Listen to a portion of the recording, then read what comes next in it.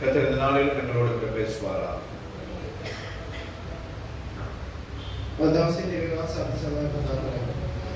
இந்த தேவ செய்தியை கர்த்தர் அநேக நாட்களுக்கு முன்பதாக கொடுத்தார். அதாவது இந்த செய்தியை ஜனவரி மாதமே கர்த்தர் கொடுத்து விட்டார். அது நான் உங்கள் இந்த சபையிலே சொன்னது உங்களுக்கு ஞாபகம் இருக்கும் என்று நான் நம்புகிறேன். ஆனால் இந்த நாளிலே அந்த தேவ செய்தியை உங்கள் மத்தியிலே பகிர்ந்து கொள்ளும்படியாக கர்த்தர் கிருபை செய்திருக்கிறார்.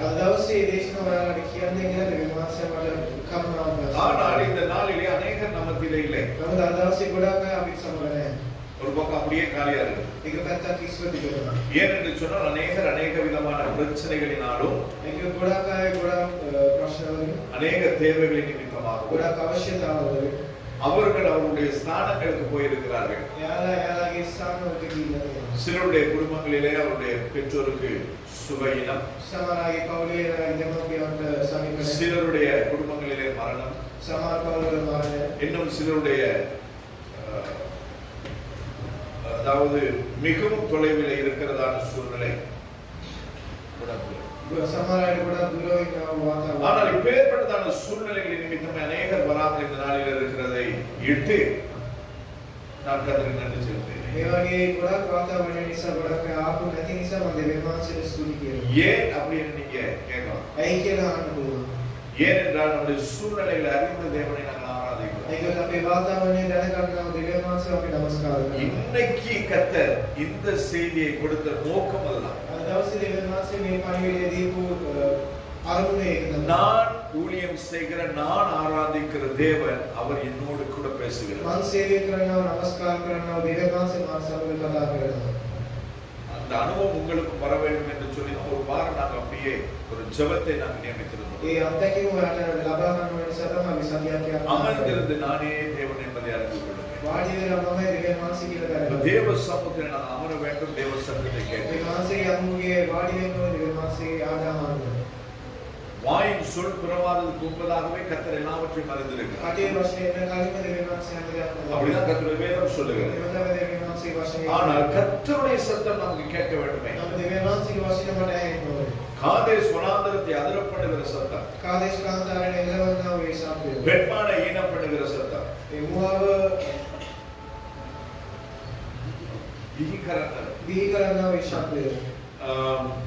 கேதுருக்களை முறிக்கிற சத்தம், அப்ப இப்பேற்பட்டதான பெரிய சத்தம் இன்னும் நமக்கு கேட்க மாட்டேன். பெரிய காற்றிலே கர்த்தர் இருக்கவில்லை. பெரிய புயலிலே கர்த்தர் இருக்கவில்லை. ஆனால் மெல்லிய காற்றிலே கர்த்தர் தீர்க்கதரிசியோடு பேசுவார்.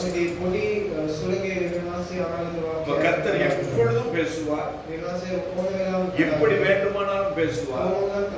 ஆனால் அதை கேட்க நாம் ஆயத்தமாக நிறைய பேர் சொல்ல ஆயத்தமா இருக்கிறேன். நான் சொல்லுகிறேன், ஒரு தடவை ஆயத்தமாக. ஏனென்றால் நம்முடைய சுபாவங்கள் கர்த்தர் நம்மோடு கூட பேசுகிறது நமக்கு இடம் கொடுக்காது. கர்த்தர் பேசுறார் நிறைய பேர் சொல்லுகிறது நான் கேட்டிருக்கேன். நேற்றைய தினத்தில் கூட ஒரு செய்தியை நான் கேட்டேன். அதுல அநேக தேவ ஊழியர்கள் கர்த்தரை பார்த்தேன் என்று சொல்லுகிறார். ஆனால் என் ஆண்டவருடைய வேதம் தெளிவாய் சொல்லுகிறது, ஆண்டவரை பார்த்து ஒருவனும் உயிரோடு கொடுக்கிறது. அப்ப எப்படி நான் ஆண்டவரை பார்த்தேன் என்று சொல்லுகிறேன்? சத்தத்தை கேட்டேன்.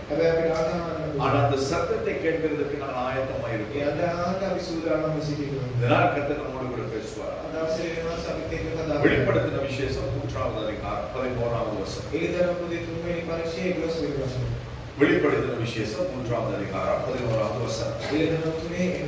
இதோ நான் சீக்கிரமாய் வருகிறேன், ஒருவனும் உன் கிரீடத்தை எடுத்துக் கொள்ளாதபடிக்கு உனக்குள்ளதை பற்றிக் கொண்டிரு. ஒருவனும் கிரீடத்தை எடுத்துக் கொள்ளாதபடிக்கு உனக்குள்ளதை பற்றிக் கொண்டிரு. வேற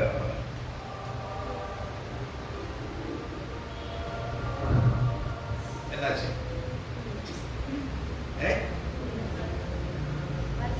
குடிக்க உதல ராத்த ஏன் குடிக்க கை உதல ராத்த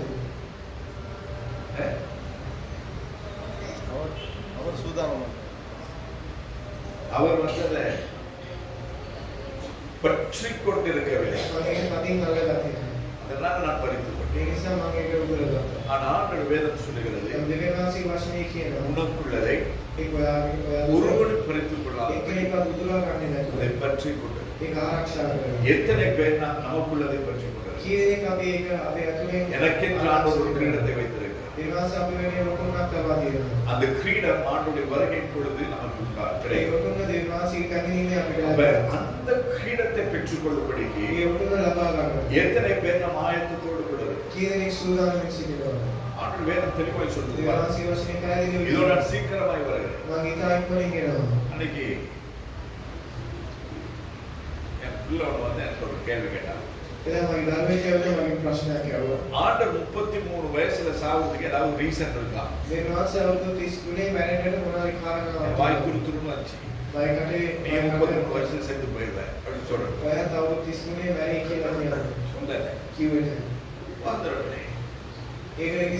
யூத கணக்கின்படி 30 வயது ஒரு புருஷன் ஆகிற அந்த பருவம். புருஷனாயின பொழுது கர்த்தருடைய ஊழியத்தை ஆரம்பித்தார். பிதா அனுப்பின நோக்கத்தை 3 வருஷத்திலே செய்து முடித்தார். வந்த வேலை முடிந்து போயிட்டார். இன்னும் நான் நீங்கள் உயிரோடு கூட இருக்கிறோம். ஏன் உயிரோடு இருக்கிறோம்? இன்னும் கர்த்தர் நம்மை ரட்சித்த நோக்கம் நிறைவேறவில்லை. ஏனோ தானோ என்ற ஒரு வாழ்க்கை, நிர்விசாரமான ஒரு வாழ்க்கை. ஆமா இல்லையா? மண்டே மட்டும் அடிக்கணும். எல்லாரும் ஆட்டி கேட்கறது. ஆனா கடைசியில் இந்த சேர் விட்டு போகும்பொழுது என்ன செய்துன்னு நமக்கு தெரியாது. அந்தி கிறிஸ்துவை குறித்து பேசினார். அந்தி கிறிஸ்து இந்த உலகத்துல வரல. ஆனால் அந்தி கிறிஸ்துவின் ஆவியை உடையவர்கள் இந்த பூமியில இருக்கிறார்கள். யாரெல்லாம் இயேசு கிறிஸ்துவின் பிதாவாகிய தேவனை மறுதலிக்கிறார்கள் அவர்கள் எல்லாரும் அந்தி கிறிஸ்துவின் ஆவி. யெகோவாவின் சாட்சிகள் சொல்வார்கள் என்னது? குமாரன் இல்லை இருக்கிறார். ஆனா யெகோவா தேவன் மட்டும்தான். இயேசு கிறிஸ்து இல்லாமல் ரட்சிப்பில்லை என்று பரிசுத்த வேதாகமம் சொல்லுகிறது. குமாரனை மனிதரைக்கிறவன் அந்தி கிறிஸ்துவின் ஆவியை உடையவன் என்று சொல்லி யோவான் எழுதினதான நிருபங்கள் சொல்லுகிறது. அப்ப அந்த சபையை ஆராதிக்கிறவர்கள் எல்லாரும் அந்தி கிறிஸ்துவின் ஆவியை உடையவர்கள். மற்ற சபைகளை குற்றப்படுத்துவதற்காகவோ மற்ற சபைகளை குறை கண்டுபிடிக்கிறதற்காக நான் பேசவில்லை.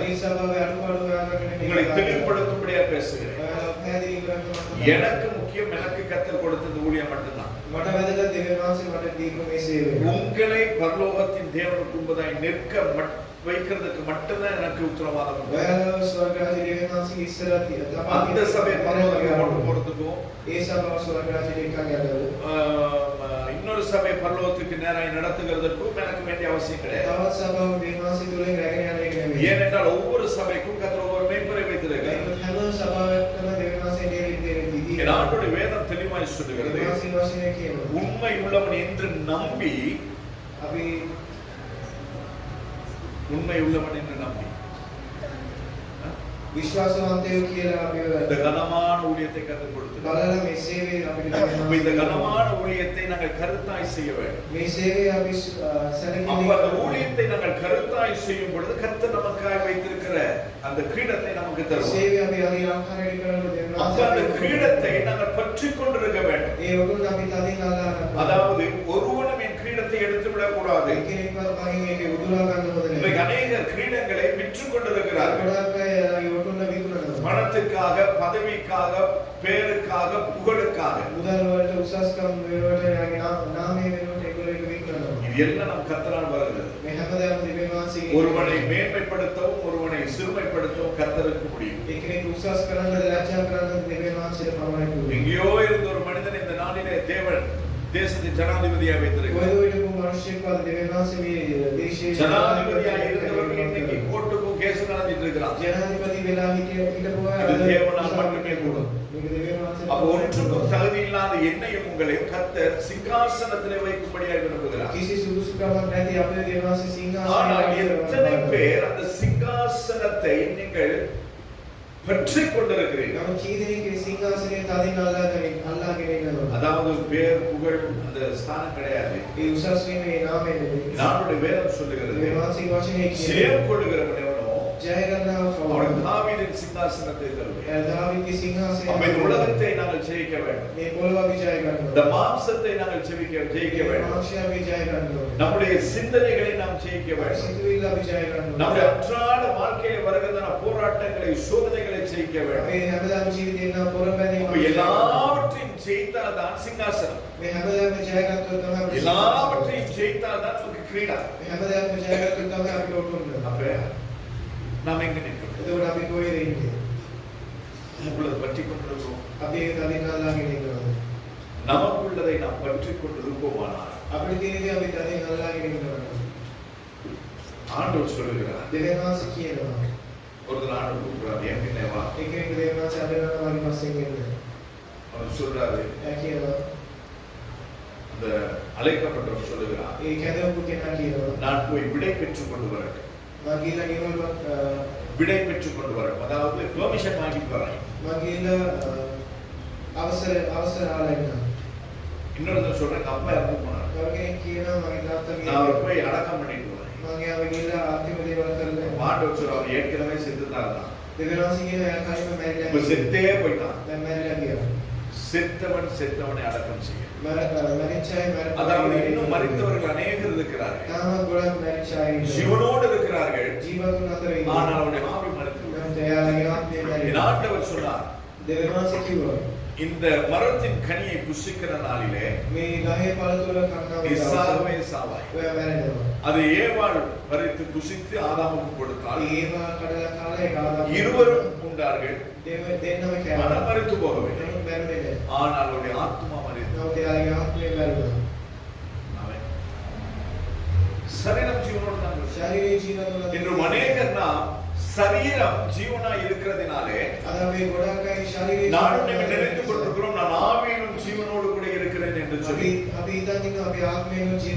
என்னை கேட்கிற அநேகர் ஆவியிலே மரித்து குளிரும் இல்லாமல் அனலும் இல்லாமல் வெதுவெதுப்பாய் இருக்கிறீர்கள் என்று கர்த்தர் தெளிவாய் காண்பிக்கிறார், சொல்லுகிறார். ஆண்டவருடைய சத்திய வேதம் சொல்லுகிறது, ஒன்று நீ அனலாய் இருக்க வேண்டும் அல்லது நீ குளிராய் இருக்க வேண்டும். வெதுவெதுப்பாய் இருந்தால் நான் உன்னை வாந்தி பண்ணி போடுவேன் என்று வெளிப்படுத்தின விசேஷத்தை நாங்கள் பார்க்கிறோம்.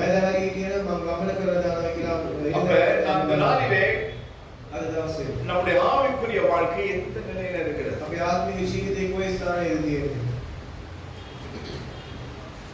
மத்தேயு 16வது அதிகாரம் 27வது வசனத்தை நாம் வாசிக்கிறோம். மனுஷகுமாரன் தம்முடைய மத்தேயு 16:27 மனுஷகுமாரன் தம்முடைய பிதாவின் மகிமை பொருந்தினவராய் தம்முடைய தூதரோடு கூட வருவார். அப்பொழுது அவனவன் கிரியைக்கு தக்கதாக அவனவனுக்கு பலன் அளிப்பான். ஆண்டவர் என்ன செய்வாராம்? மனுஷகுமாரன் நம்முடைய இரட்சகர், நம்முடைய மனவாளன், அவர் பிதாவின் மகிமை பொருந்தினவராக. யாராவது பிதாவின் மகிமை பார்த்திருக்கிறாரா? அப்ப நாம் இன்னைக்கு பார்க்கிற இயேசு, எல்லாரும் பார்க்கிற இயேசு எப்பேற்பட்டதுன்னு யாருக்குமே தெரியாது. 30 வருஷங்கள் பூமியிலே வாழ்ந்தவர், 3 வருஷம் ஊழியம் செய்தவர், 33வது வருஷத்திலே மரணத்தை தழுவினவர், 3வது நாளில் உயிரோடு கூட எழுப்பினவர். அவர் எம்மாவுக்கு போகிறதான சீஷர்களோடு கூட நடந்து போகும் பொழுது சீஷர்களுக்கு இயேசு கிறிஸ்துவை தெரியவில்லை. யாரோ நினைச்சு பேசிட்டு போறான்.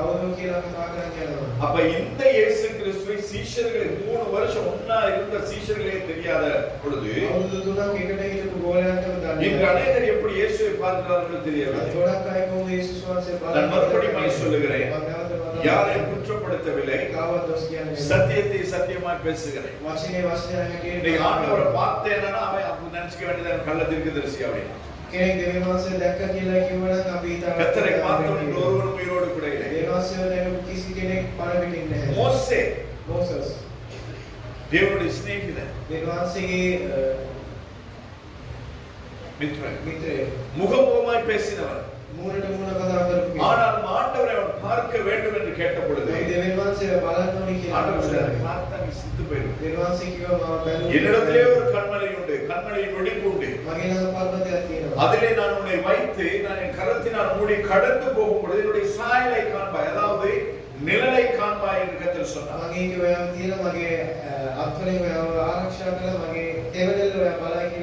முகமுகமாய் பேசினவன், கர்த்தருடைய வீட்டில் எங்கும் உண்மை உள்ளவனாய் இருந்தவன்,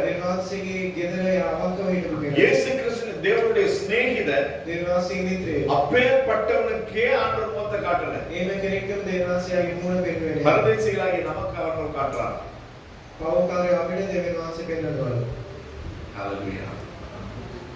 நான் பார்க்கவே வேணாம். என்னைக்கு நாங்க போறோம் அன்னைக்கு பாத்துக்கிறேன். பூமியில செய்ய வேண்டிய வேலை நிறைய. பிதாவினுடைய மகிமை பொருந்தினவராய் தம்முடைய தூதரோடு கூட வருவார். அவனுடைய கிரியைக்கு தக்கதாக பலன் அளிப்பார்.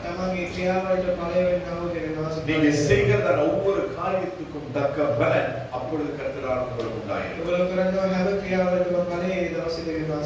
இந்த பூமியில நான் வாழப்போது கொஞ்ச நாள். 8 வயசுக்குள்ளவனே மாடியில இருந்து செத்து போச்சு.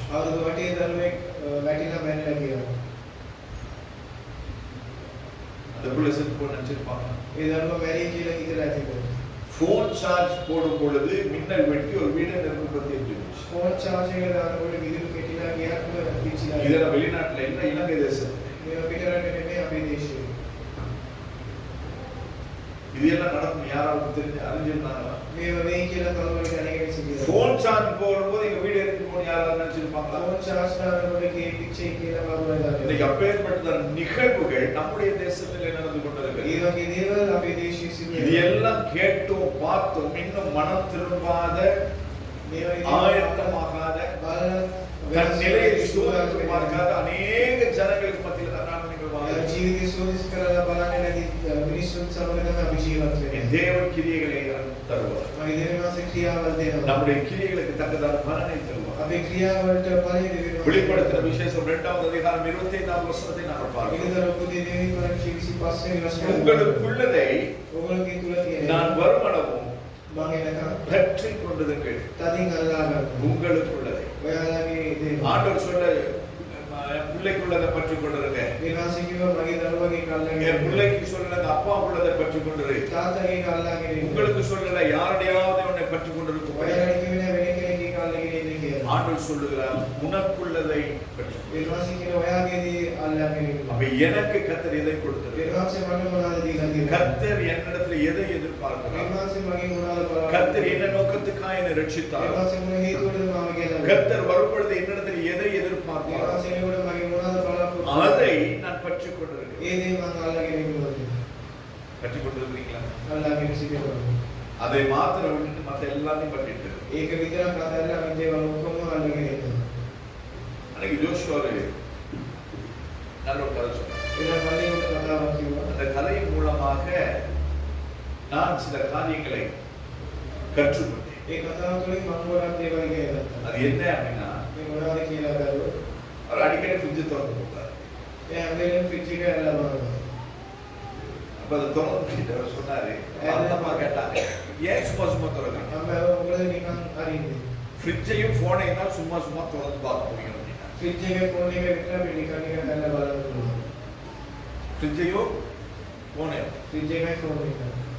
அப்படிதான் சொன்னாரு. சொல்லுங்க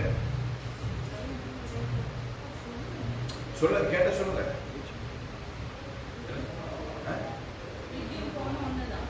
ஃப்ரிட்ஜும் ஃபோனும் ஒண்ணுதான் அப்படின்னா ஒண்ணும் இல்லைனாலும் சும்மா சும்மா திறந்து பார்க்க போகணுமா? ஃப்ரிட்ஜும் ஃபோனும் ஒண்ணா? ஒண்ணுமே இல்லைனாலும் சும்மா சும்மா திறந்து பார்க்க தோணுமா? இப்ப யாராவது சும்மா இருந்தீங்களா? போன் சார்ஜ்ல இருக்கும், இங்க குசில அடுப்புல பருப்பு வந்துட்டு இருக்கும், நேர வந்து திறந்து பார்த்துட்டு மறுபடியும் பருப்பு கிட்ட அதுக்கு பிறகு உப்பை போடுறது, அதுக்கு பிறகு போட்டு மறுபடியும் நேரா போன் கிட்ட வர்றது. என்னதான் இருக்கிறது? ஒண்ணுமே கிடையாது. இவ்வளவு உண்மை பாருங்க. அதே போலதான் அநேக மணி நேரத்திலே ஒற்றுமில்லாதவற்றை நாங்கள் பற்றிக் கொண்டிருக்கிறோம். பற்றிக் கொள்ள வேண்டியதை நாங்கள் விட்டு விட்டு இருக்கிறோம். எனவே நாங்கள் எதை பற்றிக் கொள்ள வேண்டும் அதை பற்றிக் கொள்ள வேண்டும். 1 கொரிந்தியர் 16வது அதிகாரம் 13வது வசனத்தை நான் வாசிக்கும் பொழுது அதிலே சில அநேக நல்ல காரியங்களை கர்த்தர் எழுதி வைத்திருக்கிறார். 1 கொரிந்தியர் 16வது அதிகாரம் 13வது வசனம், விழித்திருங்க, be watchful, விழித்திருங்க. எத்தனை பேர் விழித்திருங்க? போன பார்க்க வரைக்கும் வச்சிருக்கோம், போன வச்சோன்னு தூக்கிடும்.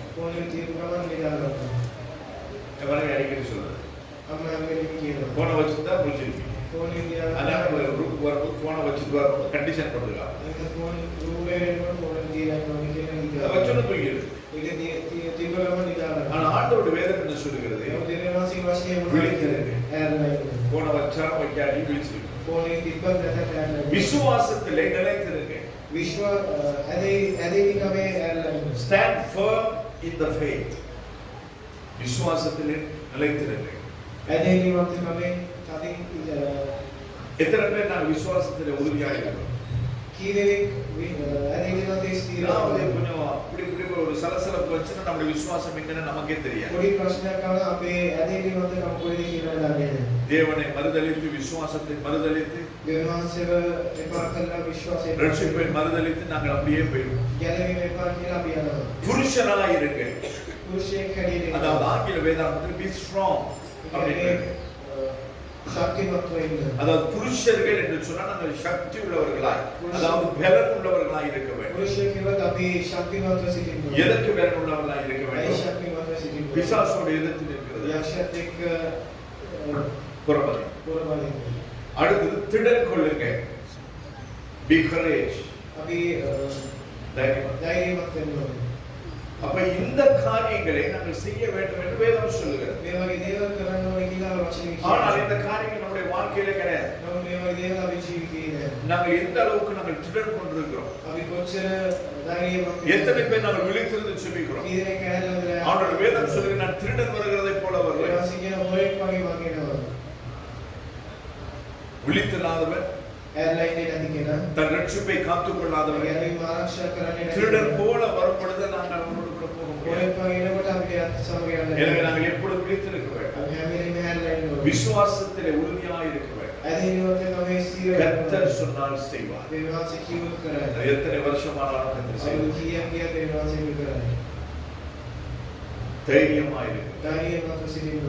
தேவனுக்காய் நான் எந்த இடத்திலும் யாருக்காகவும் எதற்காகவும் தேவனை விட்டுக் கொடுக்க கூடாது. தேவனை விற்று போடக்கூடாது. பணத்துக்காக, தொழிலுக்காக, அதுக்காக, எதுக்காக திடன் கொள்ளுங்க. மற்றவர்களை நம்ம உற்சாகப்படுத்துகிறோம்.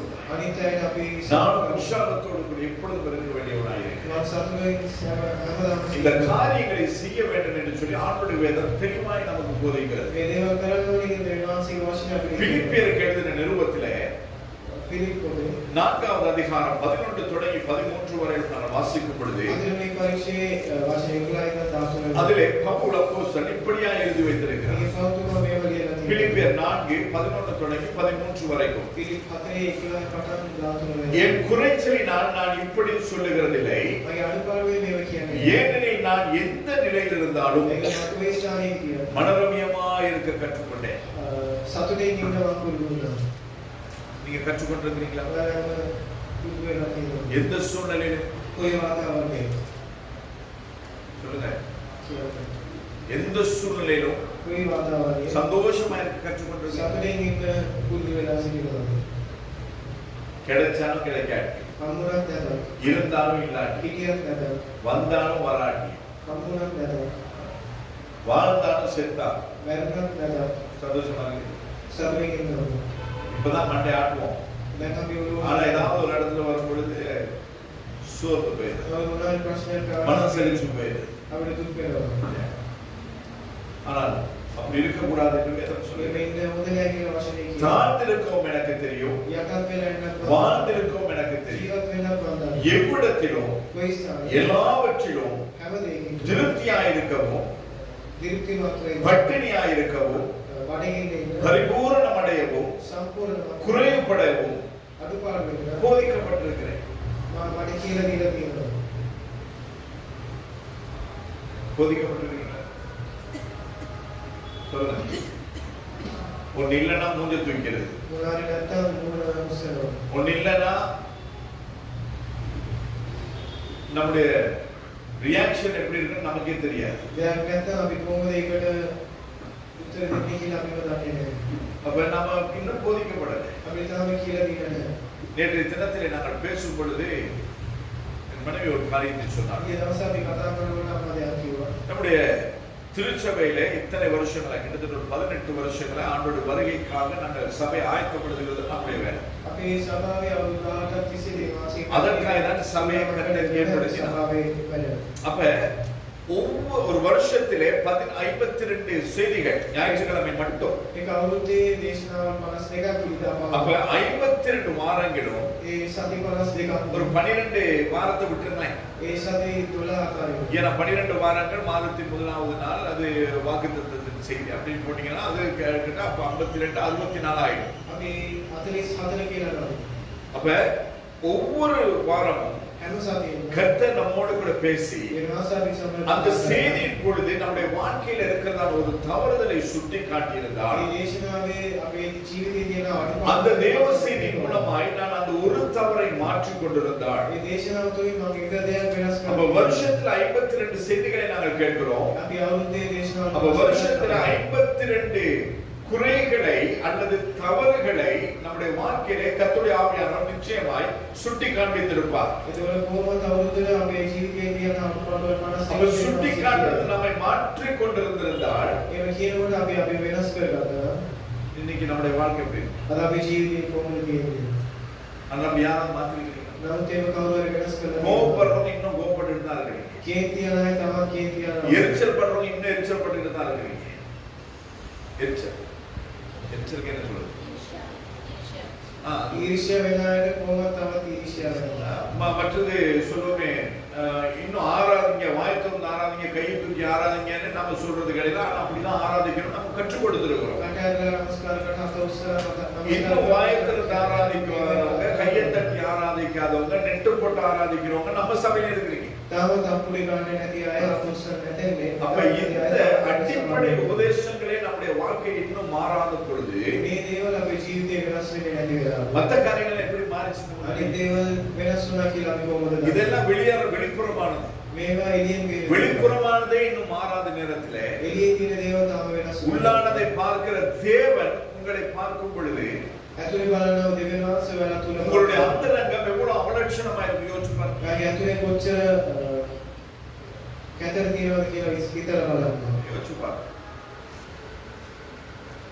இன்னைக்கு அநேக காரியங்கள் பின்பதாய் நான் ஓடிக்கொண்டது.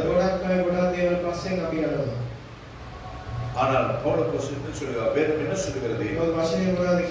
என்னை பலப்படுத்துகிற கிறிஸ்துவினால் எல்லாவற்றையும் செய்ய எனக்கு பலன். என்னால முடியாது, என்னால முடியாது, என்னுடைய சுயத்தினால் முடியாது, என்னுடைய பலத்தினால் முடியாது, என்னுடைய திறமையினால் முடியாது. ஆனால் கர்த்தருடைய ஆவியினாலே, கர்த்தருடைய பலனினால் எல்லாவற்றையும் செய்ய எனக்கு பலன்.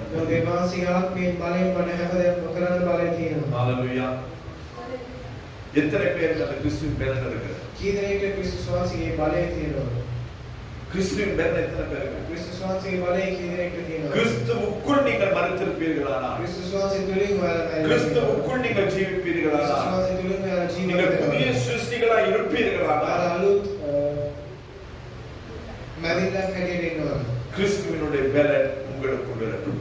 ක්‍රිස්තුස් වහන්සේගේ බලය ඔබ තුල அப்படி තියෙනවා. இல்லைன்னா ஏதோ ஞானஸ்தானம் வந்து எடுத்திருக்கிறேன், එහෙම නැත්නම් නිකන් බෞද්ධිස්ම ගත්තා. மூழ்கி எழுந்திருக்கிறேன், ඇතුළේ சபையில ஒரு மெம்பரா இருக்கிறேன், සභාවේ කෙනෙක්. அவ்வளவுதானே ஒழிய එච්චරයි යන්නේ. கிரீடத்தை பெற்றுக்கொள்ள நீங்கள் தகுதியாய். ඕකන ලබා ගන්න ඔයාලා සුදුසු නැහැ. அதே பிலிப்பியருடைய நிருபத்திலே ඒ පිළිප් පොතේ 3வது அதிகாரம் 12 தொடங்கி 14 வரையும் நாங்கள் வாசிக்கும் பொழுது තුන්වෙනි පරීක්ෂේ වශයෙන් 12 පටන් 14 වෙනි. அதில் இப்படியான எழுதியிருக்கிறது, ඒකේ මේක කියනවා. நான் அடைந்தாயிற்று මට ලබා ගන්න. அல்லது නැත්නම් முற்றும் தேறினவனானேன் என்று எண்ணாமல், මම හොඳටම දන්නවා කියලා අපි கிறிஸ்து இயேசுவினால் ක්‍රිස්තුස් වහන්සේ நான் எதற்காக பிடிக்கப்பட்டேனோ මම මොකටද තෝරා அதை நான் பிடித்துக் கொள்ளும்படி ඒ දේ මම තදින් අල්ලගන්නවා. ஆசையாய் தொடர்கிறேன். ආශාවෙන් ජීවත් වෙනවා. நிறைய பேர் என்ன சொல்லுவோம், මම ගොඩක් අය මොනවද කියන්නේ? எனக்கு எல்லாம் தெரியும், මම ඔක්කොම දන්නවා. எனக்கு எல்லாம் புரியும், මම ඔක්කොම පුළුවන්. அப்படிதானே? එහෙම නෙමෙයි. வாயிலேயே பணியாம சொல்றவங்க நிறைய பேர் நான் பார்த்திருக்கேன். කටේ දේවල් කරන්නේ අපි අපේ අය තමයි. பச்சை தண்ணியில அவங்க வடை பிடிச்சிருப்பாங்க. එයා වතුරේ வடை, அது வடை என்னது? தம்பனம். வடை தம்பனம். වඩේ තමයි. எதுல? වතුරේ. இதுதான் நம்முடைய வாழ்க்கை. මේක තමයි මේ ජීවිතේ. ஆனால் ஆண்டவருடைய வேதம் என்ன சொல்கிறது? මේ රාශි වචනේ நான் அடைந்தாயிற்று මම ලබා ගත්තා. அல்லது முற்றும் தேறினவனானேன் என்று எண்ணாமல், මට ඔක්කොම දන්නවා කියලා கிறிஸ்து இயேசுவினால் ක්‍රිස්තුස් වහන්සේ எதற்காய் நான் பிடிக்கப்பட்டேனோ. මම මොකටද තෝරාගත්තේ? இன்னைக்கு எத்தனை ஜனங்கள் இருக்கிறாங்க? අද කොච්චර ජනතාවක් ඉන්නවද? உங்க பகுதியில் எத்தனை பேர் இருக்கிறாங்க? ඔයාලගේ පළාතේ කී දෙනෙක් உங்க தோட்டத்தில் எத்தனை பேர் இருக்கிறாங்க? ඔයාලගේ වත්තේ කී உங்க දෙනෙක් தெருவில் எத்தனை பேர் இருக்கிறாங்க? ඔයාලගේ වීදියේ කී உங்க දෙනෙක් குடும்பத்தில் எத்தனை பேர் இருக்கிறாங்க? ඔයාලගේ පවුලේ කී அத்தனை දෙනෙක් பேருக்குள்ளும் හැමෝද கர்த்தர் உங்களை மாத்திரம் பிடித்திருக்கிறார். දෙවියන් වහන්සේ ඔයාලා මම දෙවියන් වහන්සේ තෝරාගෙන ඉන්නේ. ඇයි? எங்க குடும்பம் எல்லாம் சர்ச்சிலே வளர்ந்த குடும்பம். මගේ පවුල සභාවෙම ජීවත් වෙච්ච எங்க மாமா ஃபாதரா இருக்கிறாங்க. මගේ මාමා ෆාදර් எங்க? කොහෙද? இத்தாலி ரோம்ல பெசிலிகாவுல. රෝම් බැසිලිකාව. அதுதான் பேதுருவுடைய ஆலயம் அங்கதான் இருக்குது. පේතරස්ගේ සභාවේ போப் அங்கதான் இருக்கிறாரு. පෝපේ ස්ථානයේ ஆனா அந்த மாமா அங்கதான் ஃபாதரா இருக்கிறாரு. මගේ මාමා තමයි පාස්ටර්. என்னுடைய தாயினுடைய சகோதரி, අම්මගේ සහෝදරිය. என் சித்தி, මගේ පුංචි அவங்க ஒரு சிஸ்டர். යා සිස්ටර් කෙනෙක්. இன்னும் என்னுடைய அநேக நம்முடைய சொந்தக்காரங்க இருக்கிறாங்க. අම්මගේ නෑදෑයෝ எல்லாருமே ஃபாதர்ஸ், ඔක්කොම ෆාදර්ස්. எல்லாமே பிரதர்ஸ். ඔක්කොම බ්‍රදර්ස්. இன்னும் அநேக உறவினர்கள் சிஸ்டர்ஸா இருக்கிறாங்க. ඔයගොල්ලෝ නෑදෑයෝ ஆனா இவ்வளோ பேர் இருக்கும் பொழுது එච්චරයි කියන්නේ. கர்த்தர் என்னுடைய குடும்பத்திலும் யாரை கர்த்தர் ரட்சிக்கல. විවාසයේ මගේ පවුලේ කාවත් எங்க அம்மா ரட்சிப்பு இல்லாம மரிச்சு போனாங்க. අම්මගේ ඇලීම නැති. எங்க அப்பா என்ன ரட்சிக்கப்படல. என் சகோதரனுடைய குடும்பங்கள் ரட்சிக்கப்படவில்லை. ஆனால் கர்த்தர் ஏன் என்னை மாத்திரம் பிடித்திருந்தார்? අන්තයේ විවාසයේ මා විතර තෝරාගත්තා. ஏன் உங்களை மாத்திரம் கர்த்தர் ரட்சித்தார்? ඒ ඔයාලා පමණක් කියලා. அந்த ரட்சிப்புக்கு, அந்த அவர் பிடித்த பிடிப்புக்கு எத்தனை பேர் உண்மையா இருக்கு? ඒ ගැලවීමේ කී දෙනෙක් කවදාවත් සිටිනවද?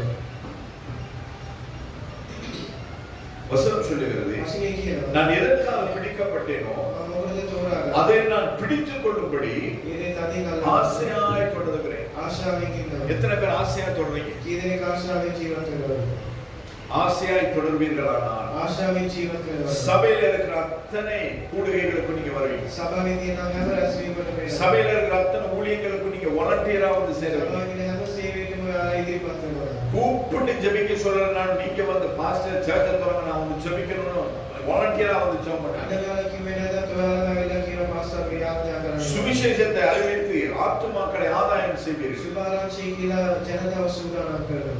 உங்கள் சாட்சியை நீங்கள் காத்துக்கொள்வீங்க. ඔයාලගේ සාක්ෂිය ඔයාලා ආරක්ෂා කරනවා. உங்கள் வேலைத்தலத்தில் இயேசு கிறிஸ்துவை அறிமுகப்படுத்துவீர்கள். ඔයාලගේ රාජකාරී ඔයාලගේ වැඩසටහනේ உங்களுடைய பாடசாலையில இயேசு கிறிஸ்துவை நீங்கள் மற்றவர்களோடு கூட பகிர்ந்து கொள்வீர்கள். ඔයාලගේ ඉස්කෝලේ දෙවියන් වහන්සේ ඔයාලා අනිත් අයත් එක්ක ஃப்ரீயா බෙදනවා. இருக்கிற நேரம் எல்லாம் வேதத்தை எடுத்து வாசிப்பீர்கள். නිකන් ඉන්න වෙලාවේ වචනේ කියවනවා. எத்தனை பேர் இதெல்லாம் செய்றீங்க? කී දෙනෙක් මේක කරනවද?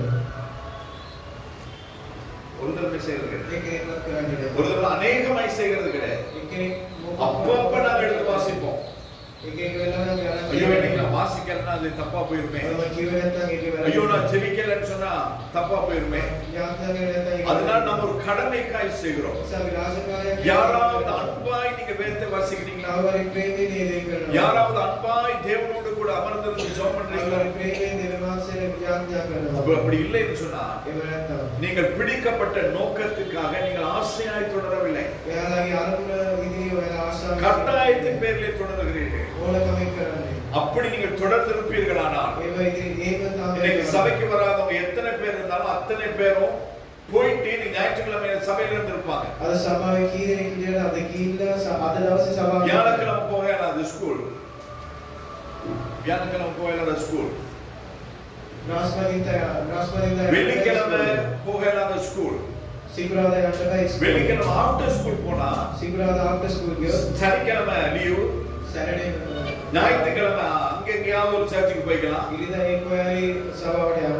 முடிஞ்சா போய்க்கலாம். அப்படி இல்லைன்னா அப்பாவை தானே பார்க்க வந்திருக்கோம், அம்மாவை தானே பார்க்க வந்திருக்கோம், கல்யாண வீட்டுக்கு தானே வந்திருக்கோம், செத்த வீட்டுக்கு தானே வந்திருக்கோம்ட்டு அன்னைக்கு லீவ் போட்டுறது.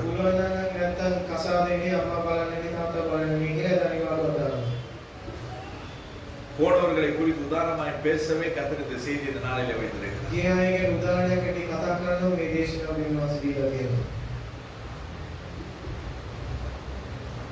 என்ன சொல்லணும்? நீங்க தான் முடிவு பண்ணணும். எந்த அளவுக்கு என்னை கர்த்தர் பிடித்த நோக்கத்தை நிறைவேற்றுவதற்கு நான் ஆசையாய் தொடர்கிறேன் எத்தனை பேருக்கு சொல்லணும்?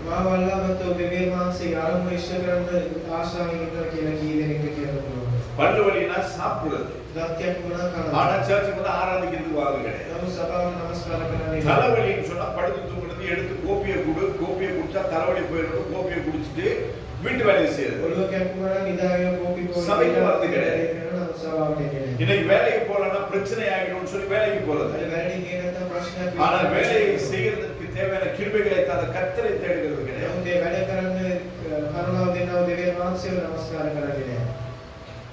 பிள்ளைக்கு சுகம் இல்லை, ஆஸ்பத்திரி கொண்டு போகணும்.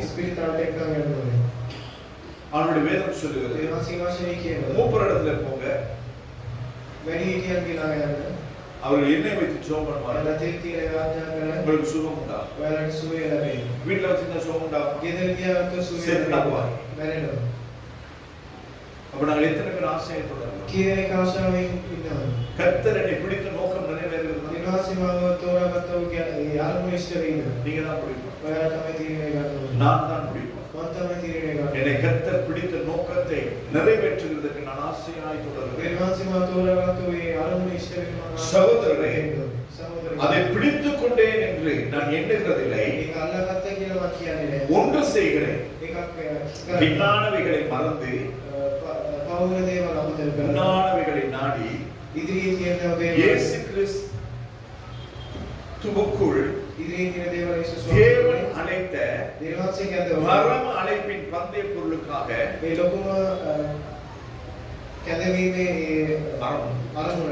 நான் இலக்கை நோக்கி தொடர்கிறேன். எத்தனை பேருக்கு இந்த வசனத்துக்கு ஆமென் சொல்ல முடியும்?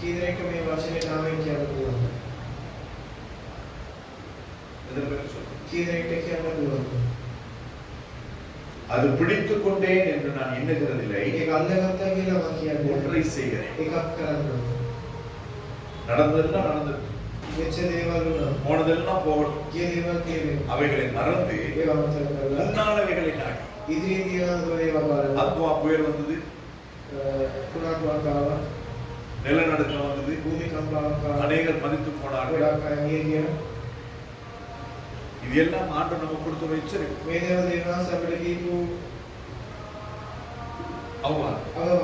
எல்லாம் நம்ம மறந்து ஆண்டவரே இனியாகிலும் என்னை பிடித்த நோக்கத்தை நான் ஆசையாய் தொடர்வேன். எனக்காய் நியமித்த, எனக்காய் வைத்திருக்கிற அந்த பந்தய பொருளுக்காக இலக்கை நோக்கி ஓடுகிறேன். எத்தனை பேர் சொல்ல நமக்கு இலக்கே கிடையாது. ஏதாவது நமக்கு இலக்கு கிடையாது. பிள்ளைகளை படிக்க வைக்கிறோம், ළමයිට අපි ඉගෙනීම දෙනවා. ஒன்றை ஞாபகத்தில் வைத்துக் கொள்ளுங்கள். එකක් මතක තියාගන්න. நிறைய பேருக்கு வந்து இங்கிலீஷ் பேசினா அது ஒரு பெருமை. ගොඩක් අය ඉංග්‍රීසි කතා කරන இங்கிலீஷ் பேசுறது பெருமையே கிடையாது. ඉංග්‍රීසි කතා කරන එක ලොකු இந்தியாவுக்கு போனீங்கன்னா ஆட்டோக்காரனும் இங்கிலீஷ் தான் பேசுறான். ඉන්දියාවේ කියලා ත්‍රිවිල් පදේ කියන ඉංග්‍රීසි කතා කරනවා. தமிழ் விக்கிறவனும் இங்கிலீஷ் தான் பேசுறான். තමිල් ඉක්‍රෝනේ කියන ඉංග්‍රීසි කතා කරනවා. இங்கிலீஷ் வந்து ஒரு பாஷை. ඉංග්‍රීසි කියන්නේ භාෂාවක් විතරයි. அவனுக்கு சிங்களம் பேச தெரியாது. එයාලා සිංහල කතා කරනවා. நமக்கு சிங்களம் பேச தெரியும். අපිට සිංහල කතා කරන්න. அப்ப அவன் எங்களை விட மேன்மையானவனோ கீழ்மையானவனா? එයා අපිට වඩා උසස් නැත්නම් පාලේ ஏன் எனக்கு சிங்களம் பேச தெரியும்? ඒකත් වඩා සිංහල කතා කරනවා. இந்தியாவுக்கு சிங்களம் தேவையில்ல. ඉන්දියාවට සිංහල இலங்கைக்கு தான் தமிழ் சிங்களம் தேவை. ලංකාවට තමයි සිංහල අවශ්‍යයි. அதே மாதிரி அமெரிக்காவுக்கும் லண்டனுக்கு தான் இங்கிலீஷ் தேவை. ඒ වගේ ඇමරිකාවට ලන්ඩන්ට තමයි ඉංග්‍රීසි இலங்கைக்கு இங்கிலீஷ் தேவையில்ல. ලංකාවට අවශ්‍යයි. இங்க சிங்களம் தமிழ் தெரிஞ்சாலே போதும். මේ සිංහලට අපි ගන්නවා නැති. தமிழ் தெரியாம யாழ்ப்பாணத்துக்கு போய் பிரயோஜனம் கிடையாது. දෙමළ නැතුව යාපෑඩි ගිහින් இப்ப கூட யாழ்ப்பாணத்துல எல்லாமே சிங்களம் பேசுறாங்க. දැන් කියොත් යාමේ සිංහල யுத்த நடந்த நாட்கள்ல கோச்சிங் சொன்னா ஒவ்வொரு நாளும் பட்டாளம் கொடுப்பாங்க. යුද්ධ කාලේ ඔව් කියලා කිව්වොත් ඒක ගන්නවා. ஆங்கிலம் பேசுறது பெருமை கிடையாது. ඉංග්‍රීසි කතා කරන එක ආඩම්බරයක් නෙවෙයි. நம்முடைய வாழ்க்கை தான் நமக்கு பெருமை. අපේ ජීවිතේ තමයි අපේ ආඩම්බරය. என் பிள்ளை எப்படி வாழ்றான்? මගේ දරුවා කොහොමද எங்க அப்பா எப்படி வாழ்ந்தார்? මගේ තාත්තා எங்க කොහොමද அம்மா எப்படி வாழ்ந்தார்? මගේ අම්මා කොහොමද அப்ப ජීවත් இதுதான் நமக்கு தேவை. මේව තමයි අපි இன்று மேற்கத்தை அநேக தேசங்களிலே අදවසේ ගොඩක් දේශවල படித்து பட்டம் பெற்றவர்கள் ඉගෙනගෙන හොඳට ඉන්න අය வேலை இல்லாம இருக்கலாம். වැඩ නැතුව ඉන්නවා. விலகையில எலக்ட்ரிக் கார் வந்துச்சு தெரியுமா உங்களுக்கு? ලංකා දේශයේ ඉලෙක්ට්‍රික් කාර් இன்னும் சில வருஷங்களிலே තවත් අවුරුදු කීප எல்லா எலக்ட்ரிக் கார் ஓட துவங்கிச்சுன்னா හැම ඉලෙක්ට්‍රික් කාර් එකක්ම දුවන්න பெட்ரோல் ஷெட் வேலை செய்யறவங்களுக்கு வேலை இருக்குமா? පෙට්‍රල් ෂෙඩ් එකකට වැඩ තියෙන්නේ. எல்லா எலக்ட்ரிக் கார் வந்துச்சுன்னா හැම ඉලෙක්ට්‍රික් කාර් එකක්ම ආවම இன்னைக்கு பெட்ரோல் வாகனங்கள் செய்யற மெக்கானிக் மேல வேலை இருக்குமா? අද දවසේ පෙට්‍රල් කාර් එකේ කරන මැකැනික්ස් වැඩ තියෙන්නේ. இன்னைக்கு மேற்கத்திய தேசங்களிலே AI அதாவது ரோபோட் வந்து ஸ்கூல்ல டீச் பண்ணுது. දැන් කාලේ වෙන දේශවල AI රොබෝට් දැන් ඉස්කෝලේ පාඩම් What is your ambition? ඉගෙන ගන්න දෙනවා. கேப்பா what is your ambition? உன்னுடைய எதிர்கால எதிர்பார்ப்பு என்ன? එයාගේ உன்னுடைய குறிக்கோள் என்ன? අනාගතයේ අරමුණ මොනවද? I want to be a teacher. මම ටීචර් කෙනෙක් වෙන්න ඕනේ. இப்போ ரோபோ படிக்கிற ஸ்கூல்ல உனக்கு டீச்சர் வேலை இருந்தா දැන් රොබෝ ඉන්න කාලේ ටීචර් වැඩ තියෙනවා. அட்டெண்டன்ஸ் மார்க் பண்ண வேண்டிய அவசியமே கிடையாது. ඇටෙන්ඩන්ස් මාක් කරන්න போய் அந்த අවශ්‍යයි. ரோபோ முன்னுக்கு நின்னுட்டு உள்ள போயிட வேண்டியது. ඒ රොබෝගේ ඉස්සර ඉන්න ඇතුළට යන්නයි තියෙන්නේ. வந்தாச்சு பிரசன்ட் වැඩ නැහැ. அப்ப படிச்சு நீ என்ன செய்ய போறீங்க? ඉගෙනගෙන මොනවද කරන්නේ? ஒன்னும் கிளிக்க போறது கிடையாது. රොබෝට් කරන්නේ නැහැ. கர்த்தரை சார்ந்திருந்தால் உங்கள் வாழ்க்கை செழிப்பாயிருக்கும். දේවාංශය බලාගෙන සිටියනම් அப்ப அதனால கர்த்தர் நமக்கு ஒரு இலக்கை வைத்திருக்கிறார். ඒක දේවාංශය අපිට ආරම්භයක් තියලා அந்த තියෙනවා. இலக்கை நோக்கி நாங்கள் பொறுமையாய் நாங்கள் தொடர வேண்டும். ඒ ඉලක්කය වෙනුවෙන් අපි இலக்கை நம்ம zigzag-ஆ நம்ம ஓடக்கூடாது. ඉලක්කයක් නැතුව වෙන දුර වැඩ இங்க කරනවා. அங்க அங்க அங்க அங்க හැමතැනම நிறைய பேருக்கு ஒரு பெருமை எனக்கு அந்த பாஸ்டர் தெரியும் இந்த பாஸ்டர் தெரியும். ගොඩක් අයට ඒ ලොකු දෙයක් මට හැම அந்த පාසලෙම பாஸ்டர் எல்லாம் தெரிஞ்ச உனக்கு என்ன ஆக போகுது? ඒ පාසල දැනගෙන ඔයාලා මොනවද වෙන්නේ? ஒரு 2 வாரத்துக்கு முன்னால நானும் போய் பிரதர் பால் தினகரனும் சாமியும் பார்த்து அவங்களோட நட்டு பேசி படம்லாம் எடுத்துட்டு வந்தேன். සති දෙකකට කලින් මම ෆෝන් දෙකකට බලලා ෆෝන් කරනවා. அதனால என்ன நடக்க போகுது? ඒකේ දැන් මොනවද වෙන්නේ? 95வது வருஷம் நானும் ஃபாதர் பர்க்மன்ஸும் ஒரே ரூம்ல தங்கியிருந்தோம். 95 අවුරුද්දේ මමයි පාදල් වර්ගමස්ලේ 2002வது வருஷம் நான் என்னுடைய மனைவியை கூட்டிட்டு ஃபாதர் பர்க்மன்ஸ் பார்க்கறதுக்கு போயிருந்தோம். அவரை என்ன வர சொல்லி போய் அவரை பார்த்துட்டு வந்தோம். පාදල් වර්ගමස් එන්නේ කියලා අවුරුදු 2002 நான் இந்த ஆகஸ்டின் ஜெபகுமார் ஒரே ரூம்ல 96வது வருஷம் தங்கியிருந்தோம். අවසින් ජලකුමාරේ මායි එකට කාමරේ හිටියා. இதனால எனக்கு என்ன பிரயோஜனம்? මේකේ මට මොනවද ප්‍රයෝජනෙ? ஒரு பிரயோஜனம். කිසි ප්‍රයෝජනයක් නැහැ. பல வருஷங்களுக்கு முன்பதாக අවුරුදු කීපෙක இலங்கை தேசத்திலே ஜீசஸ் ரிடீம்ஸ்லே ஒரு தலைவரை நியமிக்க வேண்டும் என்று சொல்லி மோகன் சி லாசரஸ் சகோதரன் அவர்கள் என்னோடத்துல பேசினார்கள். ජීසස් රිඩීම්ස් වල නායකයෙක් සූදානම් කරනවා කියලා මොහොතේ அதனால எனக்கு என்ன பிரயோஜனம்? කතා කරනවා. ඒකේ මට තියෙන ප්‍රයෝජනේ මොනවද? எனக்கென்று ஒரு இலக்கு வைக்கப்பட்டது. මට මේ කියලා ආරම්භයක් තියෙනවා. நிறைய பேருக்கு அது பாஸ்டர் அவரை தெரியும் இவரை தெரியும் அவர் ஃபோன் பண்ண இவர் ஃபோன் பண்ணாரு. මාස්ටර් එකක් කෝල් කරා මම කෝල් කරා. கர்த்தர் கொண்ட தெரியும். දෙවියන් වහන්සේට ඔයාව දන්නවා. உனக்கு கர்த்தர் தெரியும். ඔයාට දෙවියන් වහන්සේට දන්නවා. அதுதான்.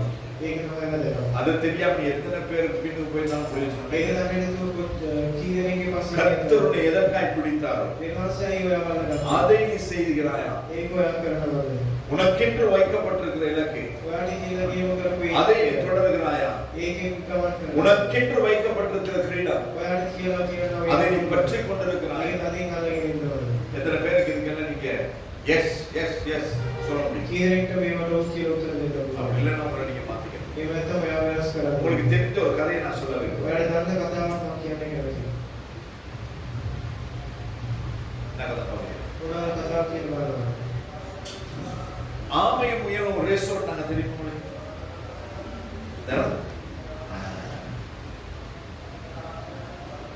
அப்ப ரெண்டு பேரும் ரேஸ் ஆரம்பிக்கிறாங்க. දෙන්නම රේස් එකක් කරනවා. சரியா? ரெண்டு பேரும் ரேஸ் ஆரம்பிச்சிட்டாங்க. முயல் தோற்றதற்கு காரணம் என்ன? මේ ආව පැරදිච්ච එකට හේතුව මොනවද? ஆமை வென்றதற்கு காரணம் என்ன? இப்ப ඉබ්බා ජයගත් එකට කාරණාව මොනවද? நான் தெரியுமா? ගන්නවද? தெரியுமா தெரியாதா? என்ன சொல்லுங்க? ஆமை வென்றதற்கு காரணம் என்ன? ඉබ්බා ජයගත් එකට කාරණේ මොනවද? அவன் இதாக. சரி. முயல் தோற்றதற்கு காரணம் என்ன? ආව පැරදිච්ච එකට හේතුව මොනවද?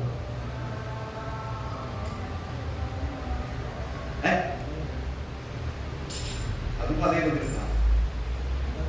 முயல் தோற்றதற்கு காரணம் என்ன? சொல்லுங்க. என்னமா? என்னமா? கணக்கு இருக்குல்ல? ගණන් ගත්තේ.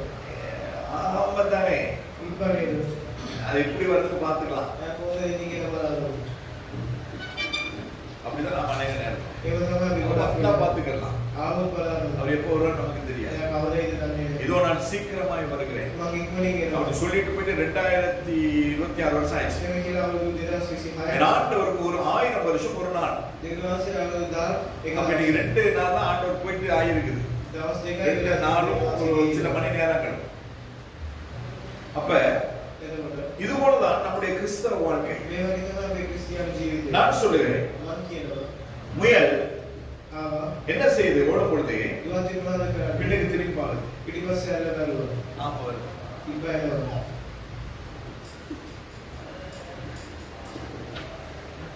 முயல் இப்படி போயிட்டு வருது. මෙයා කවදද එන්නේ?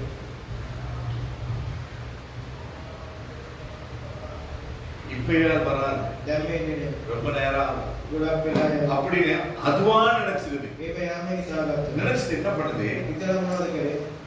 நான் தான் 4 பாய்ச்சல 4 ஜம்ப்ல போய் சேர்ந்துருவேன். මම හතර පාරක් පැනලා මම ඉවර இது ஒரு 4 தடவை நடந்து வந்தாலும் ஒரு ஜம்புக்கு கிட்ட வராது. මේ හතර පාරක් කඩි තිබ්බත් அப்படின்னு தான் தனது சுய பலத்தை அது சார்ந்திருது. එයාගේ බලය එයා විශ්වාස කරලා ඉන්නේ. அப்ப எல்லாரும் கூச்சல் போடுறாங்க. හැමෝම කෑ ගන්නවා.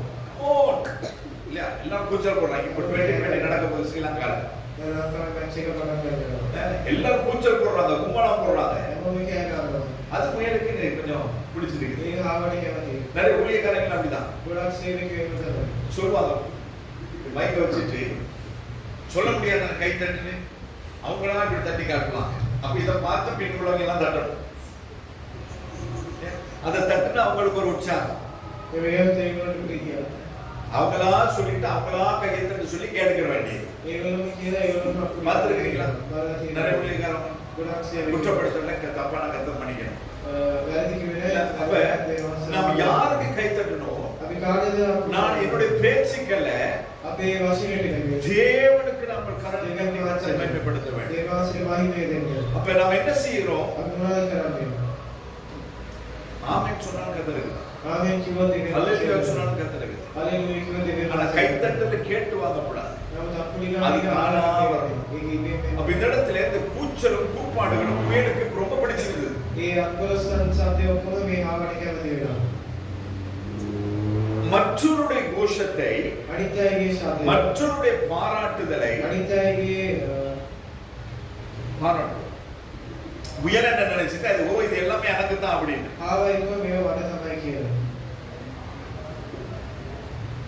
அடுத்த பக்கம் யோசிச்சு பாருங்க இவ்வளவு பேரும் வெற்றி பெறுகிற முயலம் பார்த்தாங்களா இல்லாட்டி இவ்வளவு பேர் கூச்சல் போட்டு கை தட்டினவங்க ஆமையை கேலி பண்ணாங்களான்னு யாருக்கு தெரியும் நாங்க நினைக்கிறோம் கை தட்டுதெல்லாம் நமக்கு தான் அப்படின்னு அவங்க பல விதத்துல எண்ணி கை தட்டி இருப்பாங்க அது ஒரு சிலர் வந்து வீரனுடைய ஓட்டத்தை உற்சாகப்படுத்தும்படியாக தட்டி இருப்பாங்க இன்னும் சிலர் வந்து ஆமை உற்சாகப்படுத்தும் தட்டி இருப்பார்கள் ஆனால் சிலர் வந்து ஆமையை ஏளனம் பண்ணும்படியாய் கூச்சலிட்டு இருப்பார்கள் ஆனா நமக்கு யாருக்காக இதுன்னு சொல்லி நமக்கு தெரியாது இயேசு கிறிஸ்து கழுதையின் மீது எருசலேமுக்கு வந்தார் ஆனால் அந்த நேரத்திலே கம்பளங்கள் விரிக்கப்பட்டது சிவப்பு கம்பளம் அந்த இடத்துல ஒளிவ கிளைகளை வெட்டி போட்டார்கள் அந்த ஒளிவ இலைகள் எல்லாமே வந்து கழுதைக்கு கிடையாது கழுதையின் மீது ஏறி போன கர்த்தருக்கு அப்ப இது யாருக்காக என்பதை நாங்கள் அதுக்கு பிறகு அதான் தீர்மானிக்கிறது என்னது இது லேட் ஆகும் அப்படி லேட் ஆகும் நினைச்சு தூங்கிடுச்சு அதுக்கு பிறகு எழுப்பி பார்க்கும் பொழுது அதுக்கு என்ன நடந்துச்சுன்னு தெரியல ஆமா போயிருச்சா ஆமா போகலையா கண்ணு கெட்டின முன்னுக்கும் இல்ல பின்னுக்கும் இல்ல இதுதான் அப்பொழுது உள்ள சூழ்நிலை தூக்கம் முடிச்சு ஓடி பார்த்த பொழுது லாஸ்ட் அதாவது வெற்றி பெறுகிறதான ஸ்தானத்துல ஆட்களும் இல்லை வெற்றி கம்பமும் இல்லை முயலை வரவேற்க ஆட்களும் இல்லை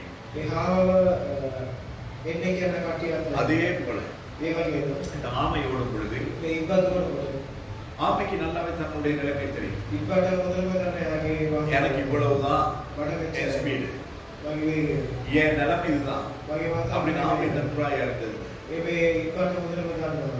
மத்தவங்க கூச்சல் கும்மாளம் சத்தம் அது எதுவுமே இதுக்கு கணக்கு கிடையாது வெற்றி பெறுவதை விட இலக்கை அடைகிறது தான் அதற்கு நோக்கமாயிருக்கு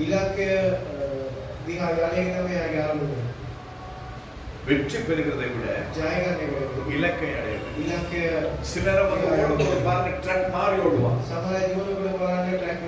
அவங்களுக்கு சொல்லுவாங்க டிஸ்குவாலிஃபைடு ஒன்னாவது வந்தான பிரயோஜனம் இல்ல ரெண்டாவது வந்தான பிரயோஜனம் இல்ல ஆனால் உன்னுடைய அந்த ட்ரக்கை நீ கடைசியா ஓடி வந்து முடிச்சா நீ ரேச முடிச்சிருக்க முன்னால முயல் ஓடும் பொழுதும் சரி ஓடுன முயலை காணாத பொழுதும் சரி ஆமை தன்னுடைய பயணத்தை நிறுத்தவில்லை இவங்க வரல அவங்க வரல அவங்கள காணல இவங்களை காணல அப்படின்னு சொல்லி அநேக நம்முடைய ஆவிக்குரிய வாழ்க்கையை நாங்கள் இழந்து கொண்டிருக்கிறோம். ஆனால் கர்த்தர் நம்ம எதற்காய் பிடித்தாரோ அதை நாங்கள் மறந்து போய் வாழ்ந்து கொண்டிருக்கிறோம். அந்த ஆமை முன்னால் பார்க்கவும் துரிதப்படவில்லை, பக்கத்துல கூச்சல் போடுறவங்களை பார்க்கவும் அது விரும்பவில்லை. பின்னால யாராவது வர்றாங்களா, எனக்கு பிறகு யார் இருக்காங்களான்னு அது பார்க்கவும் அது நியமித்த தொடங்கின அந்த ஓட்டத்தை அது முடிக்கிறது மட்டும்தான் அதுக்கு நோக்கமாக. இன்னைக்கு நம்முடைய வாழ்க்கை எப்படி இருக்கு? ஆமை மாதிரி இருக்கிறோம், உயரமா நாம தான் தீர்மானம். மத்திய 19வது அதிகாரம் 30வது வசனமும் 70வது எழுதிக் கொள்ளுங்க. மார்க்கு 10வது அதிகாரம் 31வது வசனம், மார்க்காய் வசனம் 31, லூக்கா 13வது வசனம் 30வது வசனம். லூக்கா 3:30. முந்தினோர் அநேகர் பிந்தினோராயும் இஸ்ராயேல் நாட்கள் பிந்தினோர் அநேகர் முந்தினோராயும் இருப்பார்கள் என்று கர்த்தர் சொல்கிறார். இஸ்ராயேல் இஸ்ராயேலோ கிய வசனம் கிய. எனவே நாங்க எப்ப ஆரம்பிச்சோன்றது முக்கியம் கிடையாது. வேலை பணங்கத்துக்கு எனக்கு வரது. நாங்க நம்முடைய முடிவு எப்படி இருக்க போகிறது என்பதுதான் முக்கியம். அப்ப அவசானே போவது தீமை அன்னைக்கு நம்ம வரது. என்னை பிடித்த நோக்கத்தை நான் நிறைவேற்றுகிறேனா என்பதுதான் முக்கியம். நான் அல்லாஹ்வை காரணமா அபிஷேகம் எனக்குள்ள கிரீடத்தை நான் பற்றிக் கொண்டிருக்கிறேனா என்பதுதான் முக்கியம். மரிக்குலத்தியனா ஒவ்வொரு நாள் அல்லாஹ்வை மத்திய 20:16 நாங்கள் வாசிக்கிறோம். அதை நிச்சய தாசியாபிக்கு இவ்விதமாக பிந்தினோர் முந்தினோராயும் முந்தினோர் பிந்தினோராயும் இருப்பார்கள். அழைக்கப்பட்டவர்கள் அநேகர், தெரிந்து கொள்ளப்பட்டவர்களோ சிலர் என்றார். அழைக்கப்பட்டவர்கள் அநேகர், ஞாயிற்றுக்கிழமை ஆராதனை என்று தெரிந்தவர்கள் சபை மக்கள் அனைவரும். ஆனால் இன்று எத்தனை பேர் நாங்கள் உண்மையாய் தேவனை ஆராதிக்கிறோம்? எத்தனை பேர் மற்ற மற்ற மற்ற மற்ற காரியங்களுக்கு முக்கியத்துவத்தை கொடுத்து வாங்குகிறோம்? இன்று நானும் நீங்கள் ஒரு தீர்மானத்தை எடுக்க வேண்டியவர்களாக, மரணமே ஆனாலும் நான் தேவ சமூகத்தில் ஞாயிற்றுக்கிழமை நான் தேவனை ஆராதிக்கிறேன். தேவனை அழைத்த அழைப்பிலே நான் உறுதியாக தீர்மானம் நமக்கு இருக்கிறது. வெளிப்படுத்தல் விசேஷம் 22வது அதிகாரம் 12வது வசனத்திலே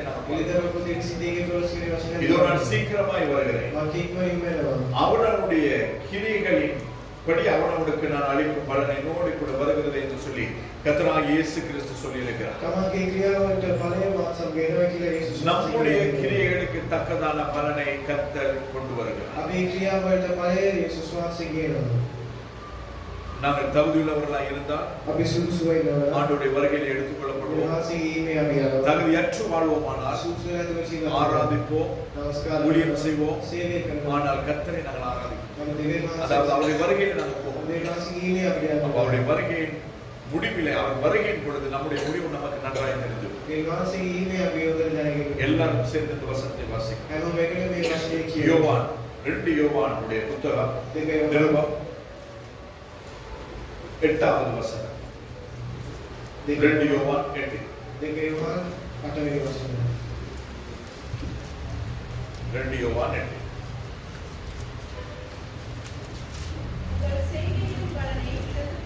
உங்கள் செய்கைகளின் பலனை இழந்து போகாமல் பூரண பலனை பெறும்படிக்கு என்ன செய்யுமா?